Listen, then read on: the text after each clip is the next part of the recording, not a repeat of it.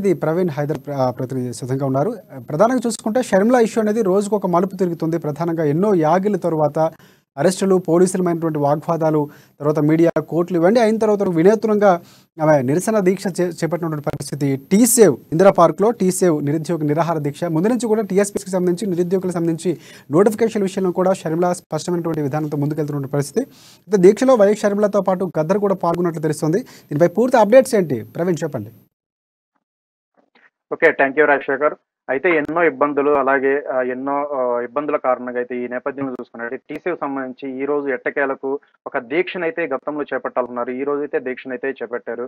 అయితే దానికి సంబంధించి ఒక టీసేవ్ అంటే రాష్ట్రంలో ఒక నిరుద్యోగులు సమస్య పోవాలి అంటూ కూడా ఒక ఆహ్, టీ దానికి సంబంధించి షర్మిల టీసేవ్ ఫోరంని అయితే రూపొందించడం జరిగింది. అయితే మనం గతంలో చూసుకున్నట్లయితే దీనికి సంబంధించి పోలీసు నుండి పర్మిషన్ రాలేదు. దాని తర్వాత కోర్టుని ఆశ్రయించడం, తర్వాత దానికి సంబంధించి అనుమతి తెచ్చుకోవడం.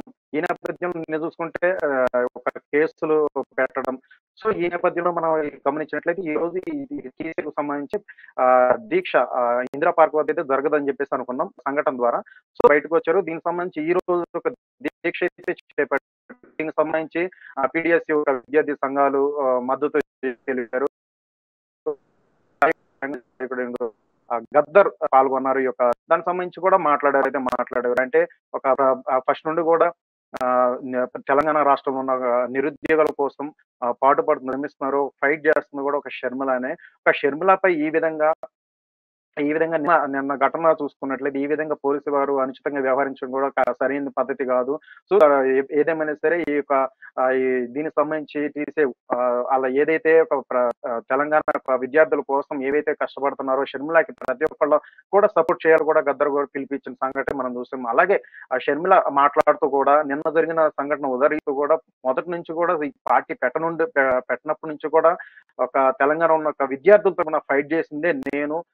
దానికి సంబంధించి నన్ను ఈ విధంగా అడ్డుకునే ప్రయత్నం చేస్తారు. ఎందుకు ప్రతిసారి కూడా నేను ప్రశ్నిస్తుంటే నన్ను అణచివేసే ప్రయత్నంలో ఎందుకు ఈ రాష్ట్ర ప్రభుత్వం ఈ యొక్క బీఆర్ఎస్ యొక్క పార్టీ ఎందుకు ఈ విధంగా నడుస్తుందంటూ కూడా మాట్లాడారు. అయితే దీనికి సంబంధించి ఒక ఆహ్, సీఎం కేసీఆర్‌కి ఒక ప్రశ్న పత్రం కూడా రిలీజ్ చేశారు. దానికి ట్యాగ్ వైఎస్ఆర్‌టీపీ ప్రజా ప్రశ్న పత్రం రిలీజ్ చేశారు. సో, దానికి సబ్ ట్యాగ్‌ను మనం చూసినట్లయితే కింద విద్యార్థి పేరు నమోదు చేస్తూ పక్కన కల్వకుంట్ల చంద్రశేఖరరావు అని ఇస్తూ ప్రశ్నలైతే ఇవ్వడం జరిగింది. దానికి సంబంధించి ప్రతి ప్రశ్నలకి సమాధానం చెప్పాలంటూ కూడా ఒక ప్రశ్న పత్రం లాంటి ఇది కూడా రిలీజ్ చేయడం జరిగింది. దాంట్లో మనం మొదటినట్లయితే నాకు ఎంతో భద్రత కలిగిన ఒక టీఎస్‌పీఎస్‌కి సంబంధించి అది లీక్ అయింది. సో, దానికి లీక్ అయినా సరే ఇంతవరకు నువ్వు కేసీఆర్ నువ్వెందుకు నోరు మెదపలేదు? దానికి పారదర్శకంగా ఎందుకు దర్యాప్తు చేపట్టలేదంటూ కూడా మొదటి ప్రశ్న చూసుకుంటే 10 ప్రశ్నలైతే రూపొందించడం జరిగింది.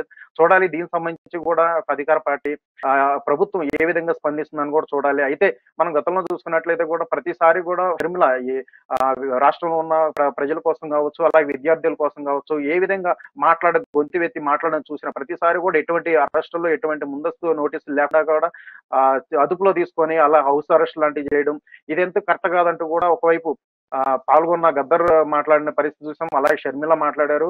సో, చూడాలి దీనికి సంబంధించి కూడా ఏదైతే ప్రశ్న పత్రం లాంటి 10 ప్రశ్నలు రూపొందించి రిలీజ్ చేశారో దానికి ప్రభుత్వం కూడా ఎటువంటి ఆన్సర్ ఇస్తుందనేది కూడా మనం వేచి చూడాల్సిన పరిస్థితి ఉంది రాజశేఖర్. చూడాలి మన గతంలో చూసుకున్నట్లయితే ఈ టీసేవ్ కూడా పలుసార్లు వాయిదా పడుతూ వచ్చింది. లెక్కైతే అసలు 17 జరగాల్సింది. దాని తర్వాత పోలీసులైతే పలు ఆంక్షలు ఇచ్చారు. ఈ నేపథ్యంలో కోర్టుని ఆశ్రయించడం కావచ్చు, ఈ ఎంత ఒక ఘటన మనం చూసినట్లయితే ఈ రోజు ఎట్టకేలకైతే దీక్ష అయితే జరుగుతుంది. ప్రెజెంట్ ఇప్పుడు కూడా జరుగుతుంది.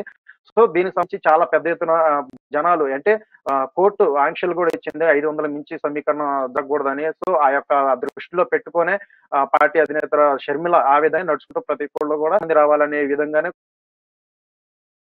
రైట్ ప్రవీణ్, ఇక్కడ ప్రధానంగా ఇంకోటి చూసుకుంటే షర్మిల ఎక్కువ వ్యాఖ్యలో కూడా రాజశేఖర రెడ్డి బిడ్డను, పులివెందుల బిడ్డను, ఒక పిల్లిని బోన్లో పెడితే ఎంత పవర్ఫుల్గా ఉంటుందో అలాంటిది పిల్లిని మీరు ఇంట్లో పెట్టారు పులిని అని చెప్పి ఒకసారి పరుషమైనటువంటి పదజాలు రాజశేఖర రెడ్డి కూతురుగా అభివర్ణించడం జరిగింది. అంటే ఇది మొత్తాన్ని చూసుకుంటే రాజకీయ డ్రామాగా లేకపోతే ఇంకో రకంగా అభివర్ణిస్తున్నటువంటి పరిస్థితి కూడా ఉంది ప్రభుత్వం నుంచి.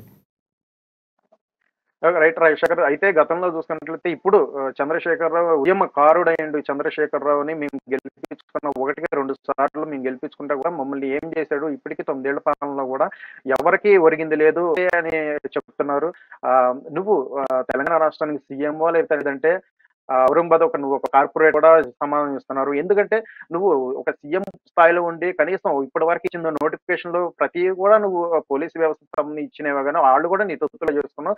సో ఎటువంటి నోటిఫికేషన్ ఇచ్చావంటూ క్వెషన్ చేశారు. అంటే సంక్షేమం అనేది నీ దాంట్లో ఒక బంగారు తెలంగాణ అని చెప్పేసి అంటున్నావు. బంగారు తెలంగాణ కేవలం బంగారపు నీదే అయింది. సో అంతకు మించి ఏం లేదు. గతంలో చూసుకుంటే రాష్ట్ర పరిపాలన చూసుకుంటే మనం చాలా సంక్షేమ పథకాలు కావచ్చు, ప్రజలకు కావచ్చు, ప్రతి దాంట్లో కూడా ఒక రాజశేఖర్ పాత్ర చాలా విధంగా మంచిగా ఉంది. సో ఆయన ఒక పాలనలో ప్రజలు కూడా చాలా మంచిగా బతికారని చెప్పేసి ఉదాహరిస్తూ ఆ విధంగా నేను రాజశేఖర్ బిడ్డని. సో ఆ విధంగానే నేనొస్తే మళ్ళీ రాజశేఖర్ యొక్క పాలన ఏ విధంగా ఉందో సో అటువంటి విధంగానే ఉంటుందని చెప్పేసి మాట్లాడుతున్న షర్మిల. అయితే మనం చూడొచ్చు గతంలో కూడా నేను మొదటి నుండి కూడా పార్టీ అంటే రాజశేఖర్ ఒక సీఎం ఉన్నప్పటి నుంచి కూడా నేను రాజకీయాల్లో రాలేదు. సో అప్పుడు కూడా నేను ఏ పదవిని కూడా నేను ఆశించలేదని చెప్పారు. తర్వాత తెలంగాణ వచ్చిన తర్వాత కూడా నేను ఇటువంటి పార్టీలు పెట్టి నేను ఈ విధంగా అనుకోలేదు. సో నేను ఈ రాష్ట్రంలో ఒక నిరుద్యోగ సమస్య ఉంది. అలాగే ప్రజలు పడుతున్న పాట్లు ఉద్దేశించి ఆ యొక్క సమస్యలు పోవాలనే ఉద్దేశంతోనే ఒక రాజకీయంగా ఈ విధంగా వెళ్తే ప్రజల యొక్క తరపున మంచిగా చేయొచ్చు అనే ఉద్దేశంతో నేను వస్తున్నాను. సో అందువల్ల నేను ఈ యొక్క పార్టీ పెట్టడం జరిగింది. ఆ విధంగా నేను ప్రతి విషయంలో కూడా నేను పోట్లాడే విధంగా ప్రతి విషయంలో కూడా నేను మాట్లాడుతుంటే నా గొంతు నొక్కే ప్రయత్నంలో అంటే ప్రవీణ్ ఇంకోటి టీసేవ్ నిరుద్యోగ నిరాహార దీక్షకు సంబంధించి గతంలో మిగతా పార్టీలు ఆమె కలవటం సిపిఐ కానీ లేకపోతే కాంగ్రెస్ పార్టీకి కానీ ప్రతిపక్షాలు కలిసి రావాలి నిరుద్యోగులపై అందరం కలిసికట్టుగా పోరాడాలని చెప్పినటువంటి పరిస్థితి ఉంది. కేవలం గద్దర్ మాత్రం వచ్చారు అంటే మిగతా పార్టీలకు సంబంధించి ఆ సంప్రదింపుల్లో దీనికి సంబంధించిన గతంలో కూడా జరిగినటువంటి పరిస్థితి దానికి సంబంధించి స్పందన ఏమైనా ఉందా? అప్డేట్స్ ఏంటి?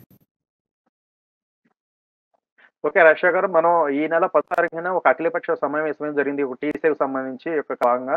సో దానికి సంబంధించి ఒక అఖిలపక్ష సమావేశంలో కూడా విద్యార్థి నేతలైతే పాల్గొన్నారు.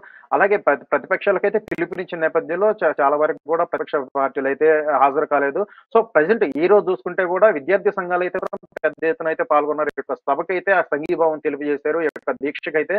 సో అలాగే గద్దర్ కూడా వచ్చారు. ఇంకా ఇలాగే ఈ విధంగా మరికొంతమంది ఈ యొక్క దీక్షని అంటే ఈ యొక్క టీసీకి సంబంధించి నిరుద్యోగుల తరపున పోట్లాడే విధంగా సో చాలా మంది కూడా పాల్గొనే అవకాశం, సపోర్ట్ చేసే అవకాశం ఫ్యూచర్ లో లేకపోతే ప్రస్తుతానికైతే విద్యార్థి సంఘాల నుండి అయితే సంఘీభావం, సపోర్ట్ అయితే ఎక్కువగా ఉందని చెప్పొచ్చు.